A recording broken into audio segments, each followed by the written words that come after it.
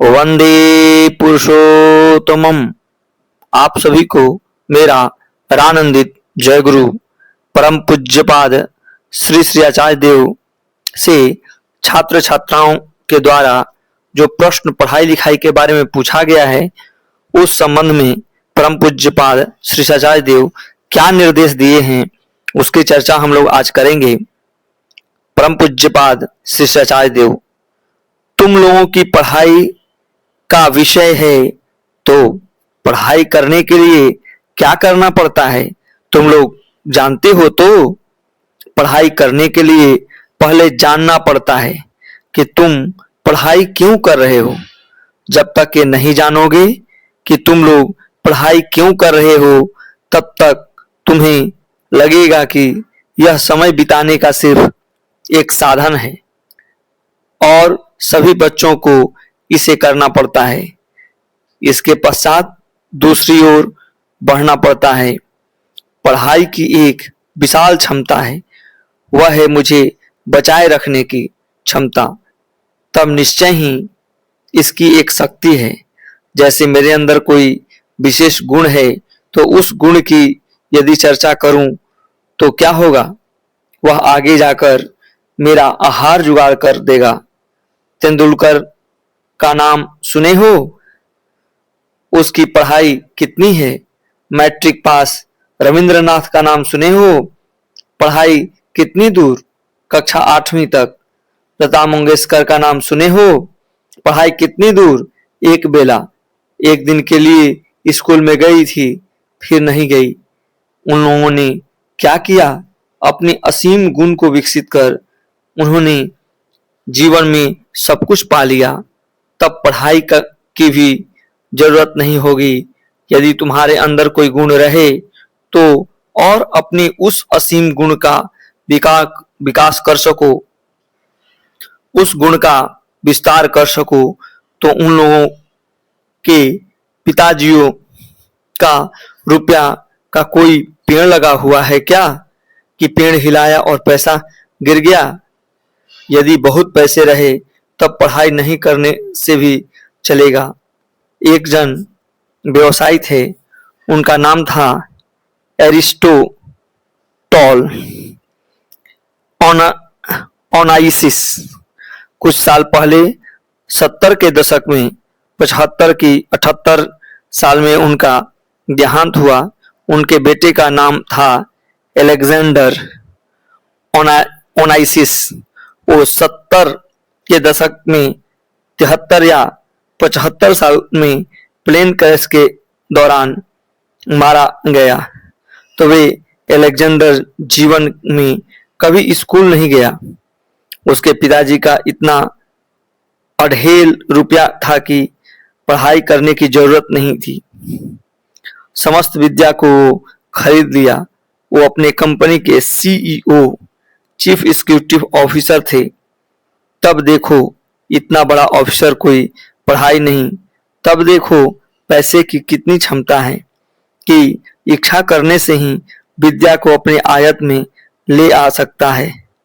तुम लोगों का क्या बहुत अधिक परिश्रम करने की क्षमता है? खेती बाड़ी कर सकते हो, परिश्रम करके तूफान बारिश में रह सकते हो, मिट्टी काट कर पथ बना सकते हो। क्या अगाध परिश्रम कर सकोगे? यदि परिश्रम की क्षमता ना रहे तो एक ही रास्ता है, वह है पढ़ाई। अपनी शिक्षा या जानकारियों का जितना प्रयोग कर सकोगे, उससे क्या होगा, वह तुम्हारे पेट के अन्न की व्यवस्था कर सकेगा। तब पढ़ाई क्यों करना है? जिंदा बचे रहने के लिए। अब पढ़ाई करने के लिए क्या लगेगा? पहला आनंद लगेगा। मुझे बचे रहना ही होगा, मुझे बचे रहने में अच्छा लगता है। इससे क्या होगा, मुझे आनंद लगेगा। आनंद में रहने से क्या होगा, एकाग्रता आएगी। आनंद में नहीं रहने से एकाग्रता, कंसंट्रेशन नहीं आएगी। जिस काम में तुम्हें आनंद मिलेगा उसी में कंसंट्रेशन आएगी। तब कंसंट्रेशन का चैप्टर किससे आती है? आनंद से। पढ़ाई के लिए और क्या लगेगा? अभ्यास, प्रैक्टिस। मानो ओलंपिक में दौड़ने गए हो, इसके लिए मुझे नियमित रूप से दौड़ना होगा, नियमित खेलना होगा, नियमित अनुशीलन करना होगा, तभी वो ओलंपिक में जाकर मेडल पा सकेगा। उसकी एक कायदा है। तब निश्चय ही पढ़ाई की भी एक कायदा है। जब पढ़ाई करने बैठोगे तो लगातार 20 मिनट या 25 मिनट पढ़ाई करने के बाद 2-4 मिनट ब्रेक लेने के तदुपरांत फिर पढ़ाई किया। इस छोटे छोटे भाग में पढ़ाई से क्या होगा, पढ़ाई अधिक याद रहेगा। द्वितीय बात, जो प्रथम दिन पढ़े हो वही दूसरे दिन रिवाइज करना, उसे ही सप्तम दिन रिवाइज करना, इससे बहुत अधिक याद रहेगा। हमारे देश में एक मेमोरी ओलंपियाड चैंपियन ने आर्टिकल में यह बात लिखा है, और जब भी जो पढ़ोगे उसे लिखना। जापान में रिसर्च हुई थी कि जब हम लोग पढ़ने के साथ साथ लिखते हैं तो उसका अधिकांश ही हमारे दिमाग में रहता है। अर्थात जो पढ़ते हैं उसे लिखना चाहिए, क्योंकि तुम लोगों को मोबाइल पकड़ने की अनुमति हो गई है, तो तुम जो पढ़ोगे, जहां जो समझ में नहीं आ रहा है उसका रिकॉर्ड बार बार सुनोगे। सुनने से तुम्हारा कंफ्यूजन दूर होगा। इसके उपरांत है परीक्षा। पढ़ाई करते जा रहे हो, परीक्षा बाधा बनकर खड़ी हो गई। तुम लोग यहाँ जितनी लड़कियां हो, जब तुम लोगों के बाल लंबे हो जाते हैं तो बालों के निचले भाग दो मुंही हो जाते हैं, तो तुम लोग क्या करती हो, उसे नीचे से थोड़ा काट देती हो। नहीं काटने से पूरा बाल ही खराब हो जाएगा।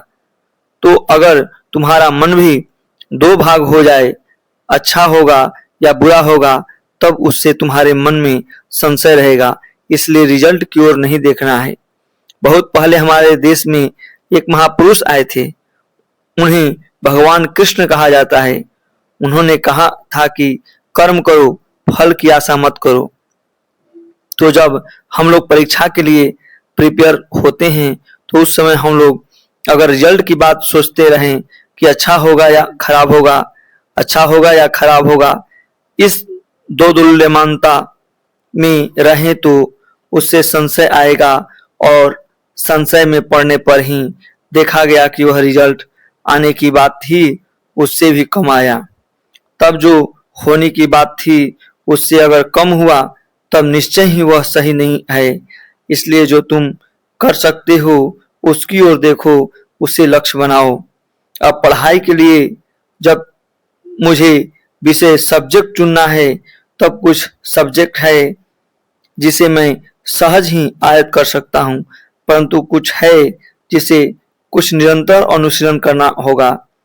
जैसे चलना हम लोग सहज ही जानते हैं, लेकिन मुझे अगर तैरना हो तो मुझे पानी में उतरकर हाथ पैर संचालन करना सीखना पड़ेगा, फिर उसे करते करते मैं उसे आयत्त कर सकूंगा।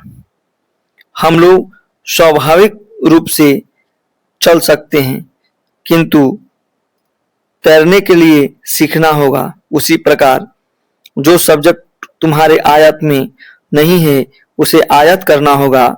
इससे तुम निसंकोच सब्जेक्ट चुन सकते हो। अब इस सब्जेक्ट चुनने के दौरान जब तुम हायर क्लास में जाओगे तब दो चीज सामने आती है कि उससे मेरा अन्न वस्त्र सहज ही जुगाड़ होगा, इससे मेरा अन्न वस्त्र सहज में जुगाड़ नहीं होगा।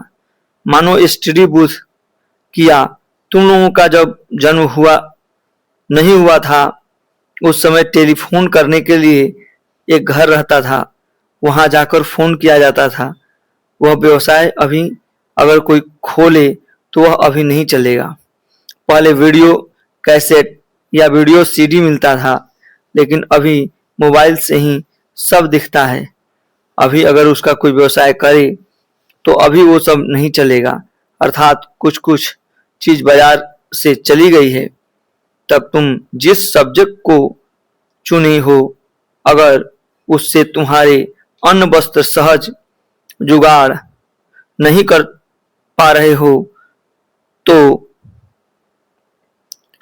उस सब्जेक्ट को भी चुनना होगा जिससे तुम्हारा अन्न वस्त्र का सहज में जुगाड़ कर सको और उस सब्जेक्ट को निरंतर अभ्यास से अपनी आयत में लाना होगा तैरने की तरह। क्या सकोगे तो?